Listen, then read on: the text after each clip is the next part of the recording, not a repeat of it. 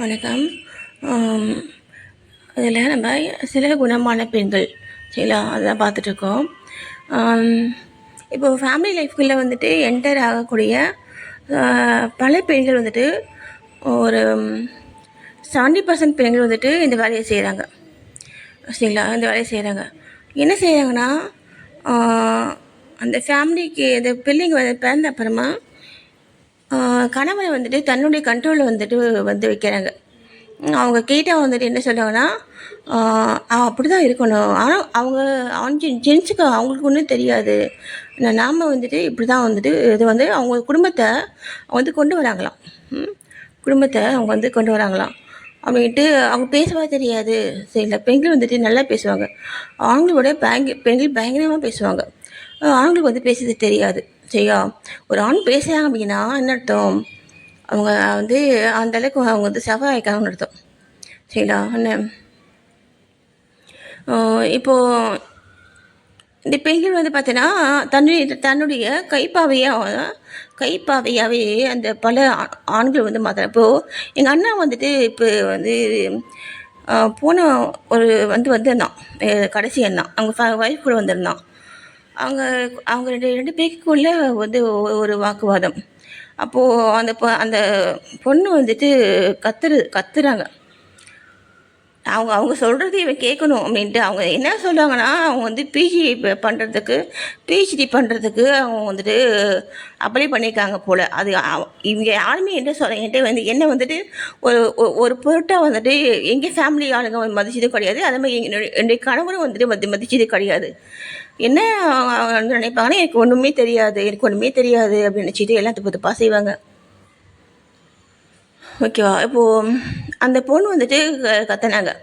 அந்த மாதிரி கத்தி பண்ணாங்க. வந்துட்டு ஏன் இப்படி கத்துற, அமைதியாரு பொறுமையாரு அப்படின்ட்டு. அவன் பயங்கரமான வந்து புத்திசாலி. அது மாதிரி கெட்ட புத்தி ரொம்ப ரொம்ப அப்படி கை தேர்ந்தவர்கள் எங்கள் அண்ணன்கள். இந்த கெட்ட விஷயங்கள் செய்து கை தேர்ந்தவர்கள். கண்டே பிடிக்க முடியாது சரிங்களா. அந்த மாதிரி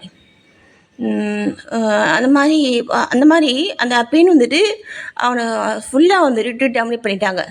அவங்க வந்து மேரேஜ் ஆகும் பொழுது பார்த்தீங்கன்னா, அவன் வந்துட்டு ரொம்ப அவன் வந்து ஒரு டாக்டரு, அந்த பெண் பார்த்தீங்கன்னா அவன் நர்ஸு. அவன் புத்திசாலியான்.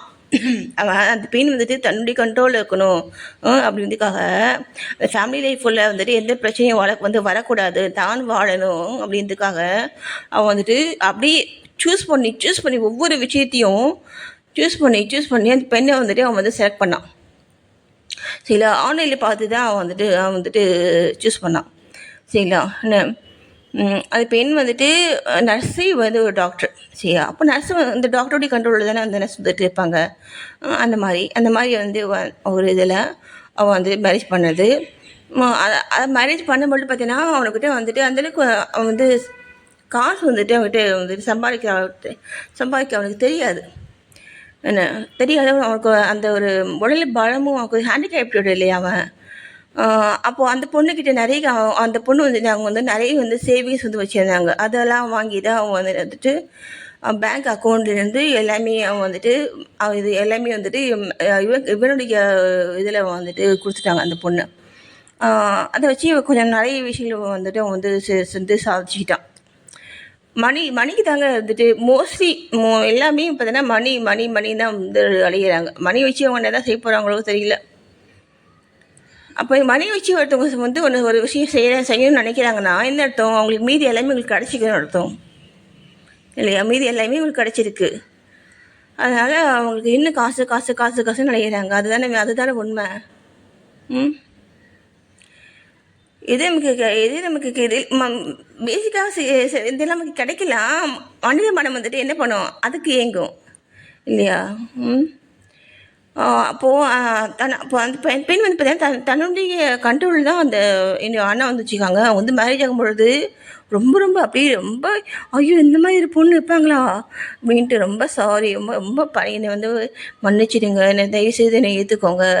அவங்க வந்து மேரேஜ் ஆகிட்டு அவங்க வீட்டுக்கார வந்துட்டு சரியில்லை அப்படின்ட்டு அவங்க வந்து வந்துட்டாங்க.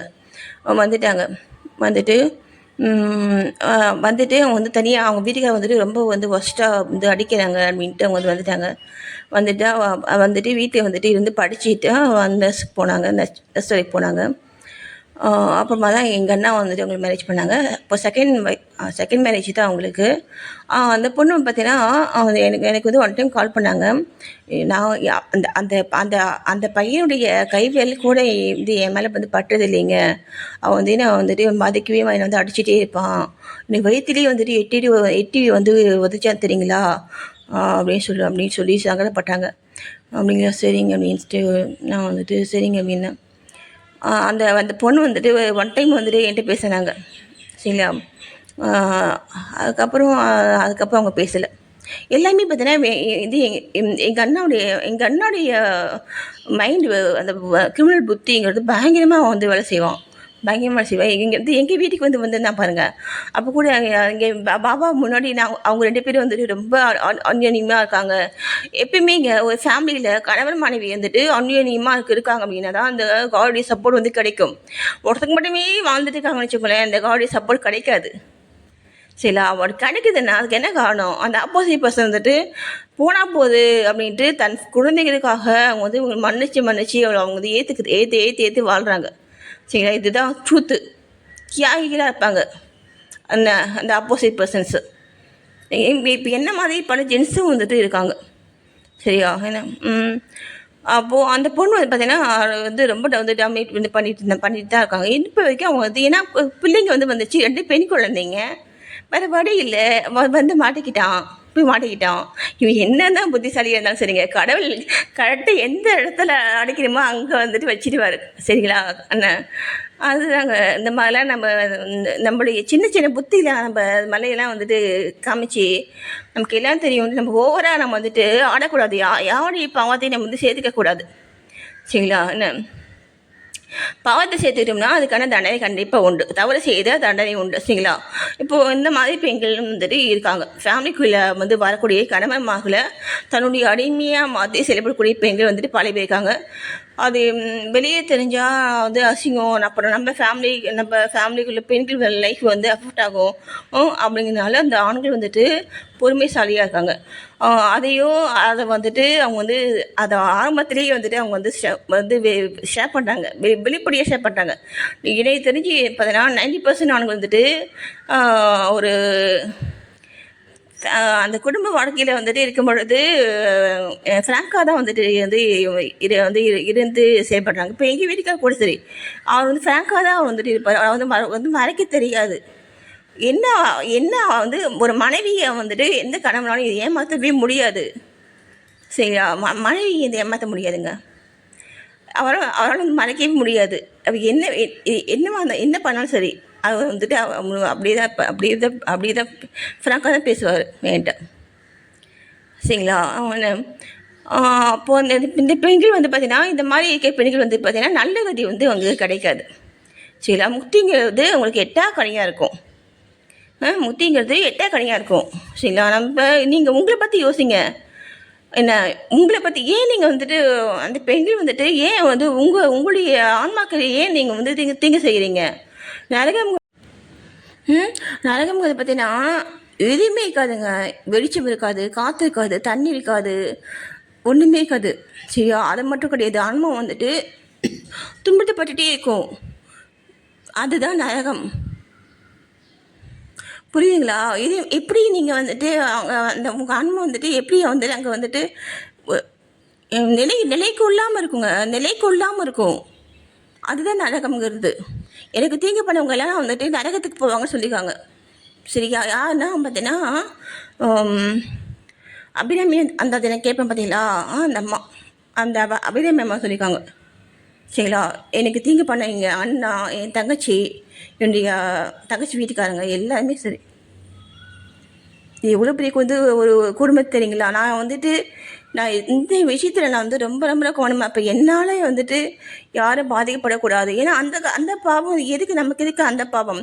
அந்த ஒரு நோக்கத்துக்காகவே நான் வந்துட்டு ரொம்ப வந்து ஜாக்கிரதையாக நான் வந்துட்டு செயல்படுவேன். எங்கள் வீட்டுக்கு வேலையில் கூட வந்து ராங்காக வந்துட்டு இருக்காங்கன்னா நான் என்ன சொல்வேன்னா, எனக்கு தீங்கு பண்ணுறாங்கன்னா அது கண்டிப்பாக அது வந்து கடவுள் கடவுள் வந்து கடவுள் கேட்பார்.